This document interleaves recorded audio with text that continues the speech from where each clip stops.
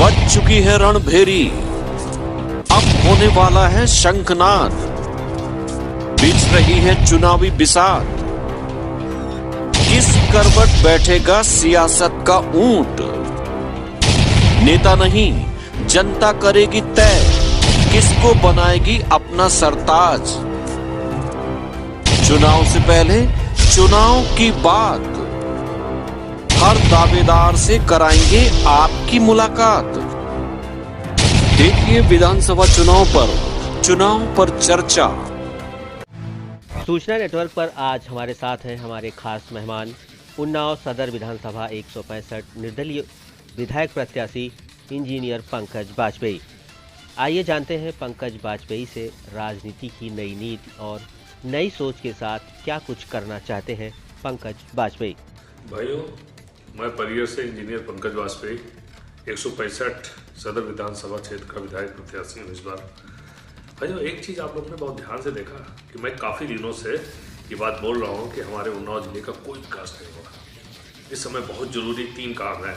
पहला काम गायों का सफारी बन जाना और मुफ्त सिंचाई की व्यवस्था किसानों के लिए हो जाना, और दूसरी चीज़ हमारे विद्यार्थियों के लिए इंजीनियरिंग कॉलेज, मेडिकल कॉलेज के साथ साथ एक IT हब बन जाए जिसमें शिक्षा और रोजगार दोनों की व्यवस्था हो जाए। और व्यवसायियों के लिए जो हमारा पौराणिक स्थल जानकी कुंड है, जानकी कुंड, बलखंडेश्वर, महाना झील और घाट, इन चारों चीज़ों का एक संगम, एक अच्छा इंटीग्रेटेड पर्यटन स्थल बन के और विकसित हो जाए तो हमारे जिले का तेजी से विकास हो जाएगा।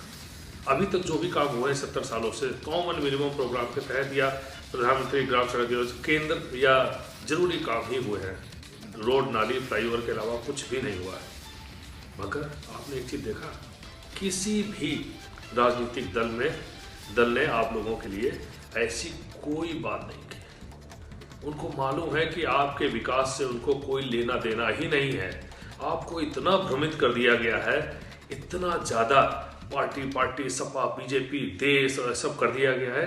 अरे तरीका तो यह है कि सभी जिले, सभी क्षेत्र अपने खास आदमी को प्रतिनिधित्व दें और वो नेता जीत के जाए और एक मुख्यमंत्री को नियुक्त करें।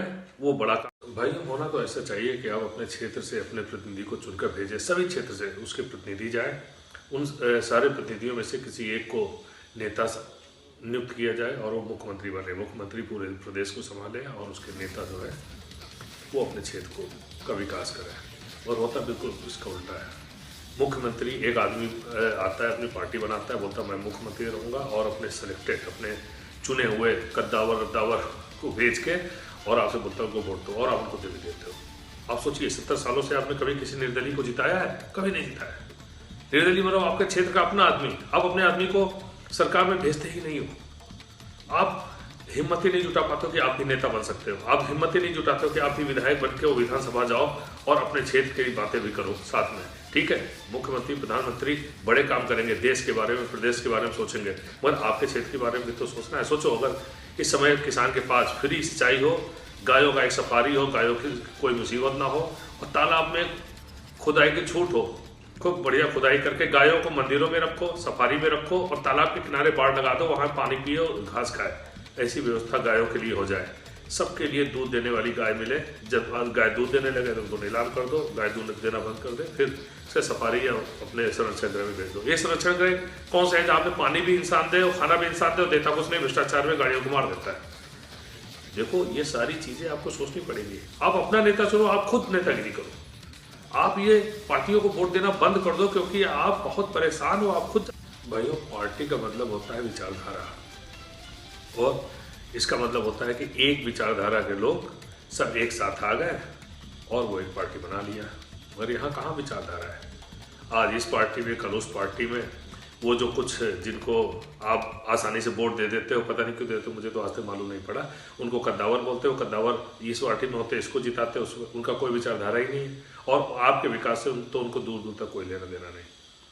अब आपसे खूब उन्होंने वोट लेके पैसे कमा लिए हैं, बड़ी रैली करते हैं और आपको मालूम नहीं कि आप पूरी सब्जी 500 रुपये या दारू, 3 में से कोई एक चीज़ पाके रैली में जाते हो, उनको वोट दे देते हो। मगर अगर आप सोचो, आप सक्षम हो गए, आपका विकास हो चुका होगा, आपकी सिंचाई फ्री में हो रही होगी, गायों की कोई मुसीबत नहीं होगी, 3-3 फसलें हो रही होंगी और आपकी और सुविधाएं होंगी। आपका बेटा अच्छी पढ़ाई कर रहा होगा प्रदेश में ही, उसका वहीं IT हब होगा, एक अच्छी नौकरी कर रहा होगा, तो आपको पूरी सब्जी के लिए दूसरे के पास जाने की ज़रूरत है कि आप खुद उसको पूरी सब्जी खिलाओगे। भाई हमारे यहाँ वोट मांगने आओ, हमारे यहाँ पूरी सब्जी भी खाओ और 500 रुपये भी मुझसे लेके जाओ, बस मेरे क्षेत्र का विकास कर दो। आप सोचो, आप ये सब आपके वोट से होगा। आपको क्या लगता है कि हम किसी पार्टी के पीछे पीछे घूम के चमचागिरी करके टिकट के लिए कोशिश नहीं कर सकते थे? मगर हमने शुरुआत की, आपको बताने की कोशिश की कि अपने क्षेत्र के लिए, अपने देश के लिए आपको ये पूरी राजनीति बदलनी होगी और हम बदलेंगे। हम आप